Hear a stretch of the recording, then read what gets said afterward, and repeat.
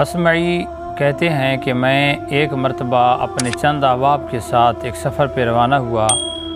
ہم راستہ بھول گئے اور صحرا کا سفر طے کرتے کرتے، کیونکہ اس دور کے اندر بڑے بڑے صحرا ہوتے، آبادیاں، پانی، رہائش کم ہوتی تھی۔ کہتے ہیں کہ ہم ایک صحرا کے اندر نکل گئے، بھوک اور پیاس نے ستایا، ہمیں ایک خیمہ نظر آیا، ہماری جان کے اندر جان آئی۔ اب کہتے ہیں کہ ہم اس کے قریب گئے اپنے دوستوں کے ہمراہ، تو خیمے کے باہر کھڑے ہو کر زور سے میں نے آواز دی کہ السلام علیکم ورحمۃ اللہ وبرکاتہ۔ خیمے کے اندر سے سلام کا جواب ملا اور ایک عورت نے سلام کا جواب دیا۔ اب کہتے ہیں کہ میں نے کہا کہ ہم مسافر ہیں، بھوکے ہیں، ہمیں کھانا چاہیے۔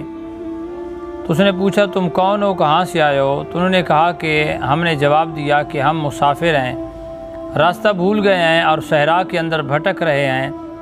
آپ کا خیمہ نظر آیا تو ہمیں سخت بھوک ستا ہے، ہمارے لیے کھانے کا اگر کچھ ہے تو بندوبست کرو۔ آپ کہتے ہیں کہ اس عورت نے کہا کہ تم اپنا منہ دوسری طرف پھیر لو تاکہ میں تمہارے کھانے کا انتظام کروں۔ وہ کہتے ہیں کہ ہم نے اپنا منہ جو ہے دوسری طرف پھیر لیا تاکہ وہ ہر قسم کی پریشانی سے محفوظ رہے اور پردے کے ساتھ اپنے کھانے پینے کا انتظام کر سکے۔ تو آپ کہتے ہیں کہ اس نے کھانے پینے کا انتظام شروع کر دیا اور ساتھ ہی ہمیں اس نے ایک قالین کا ٹکڑا دیا کہ اس پہ تم وہاں پہ جا کے بیٹھ جاؤ اور انتظار کرو، میں تمہارے کھانے کا انتظام کر رہی ہوں۔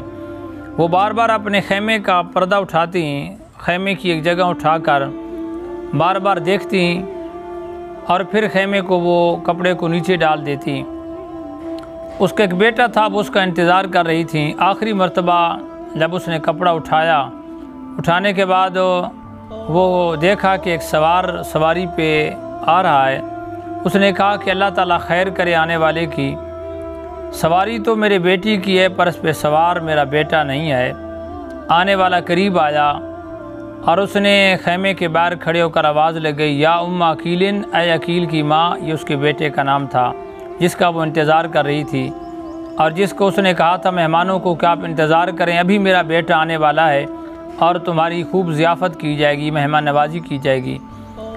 تو آنے والے نے کہا کہ یا ام عقیل، اے عقیل کی ماں، اعظم اللہ اجر کافی عقیل، عقیل کے فقدان پر اللہ تعالیٰ تمہیں اجر عظیم عطا فرمائے۔ تو اس نے اشارہ کیا کہ تیرا بیٹا دنیا سے چلا گیا ہے۔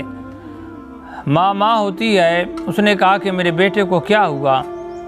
اس نے کہا کہ اونٹوں کا ہجوم تھا اور اونٹوں کے رش کے اندر تیرا بیٹا آیا، انہوں نے اس کو دھکیل کر کنویں کے اندر ڈال دیا اور تیرا بیٹا دنیا سے چلا گیا۔ لیکن عورت کا صبر دیکھیں۔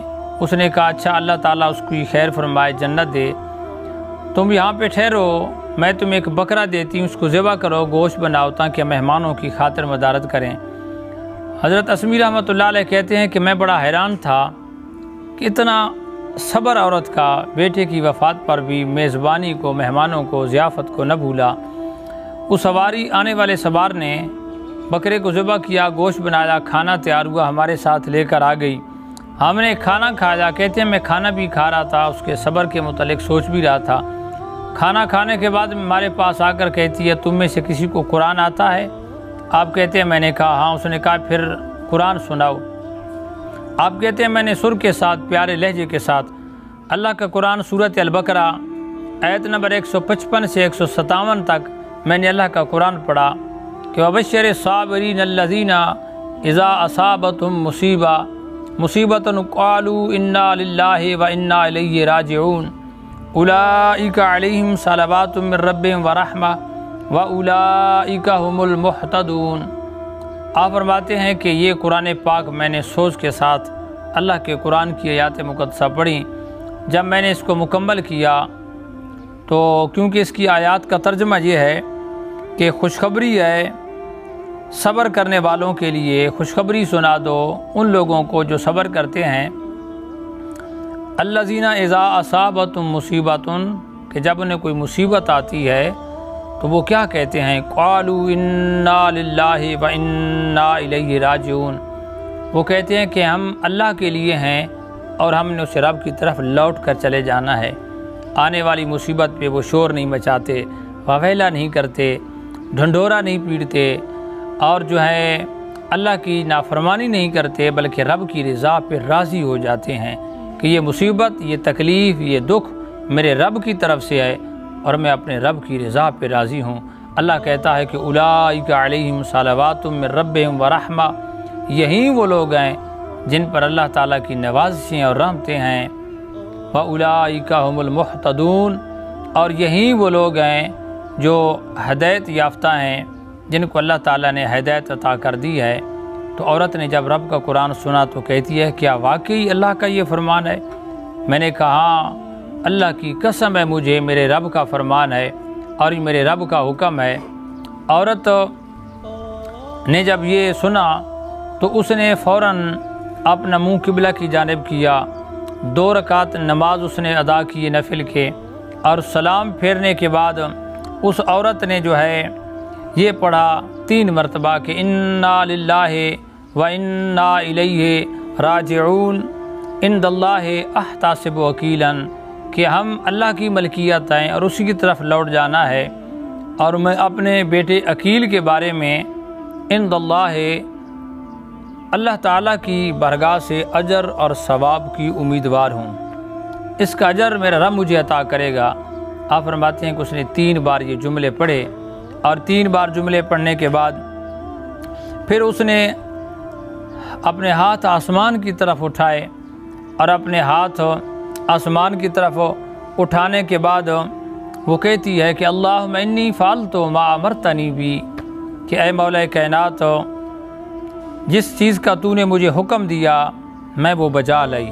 اللہم انی، اے میرے مولا کائنات، اللہم انی فعلت ما امرتنی بہی، جس چیز کا تو نے مجھے حکم دیا میں وہ بجا لائی۔ تیرے رب کے مولا تیرے قرآن نے کہا مصیبت کے آنے پہ صبر کرو، مولا میں نے صبر کیا، میرے مولا میں نے اس پہ صبر کیا، اب مہربانی کر، تیرے قرآن کا یہ وعدہ ہے کہ اولئک علیہم صلوات من ربہم ورحمہ، کہ ان لوگوں پہ میں اللہ تعالیٰ نوازشیں اور رحمتیں نازل کرتا ہوں۔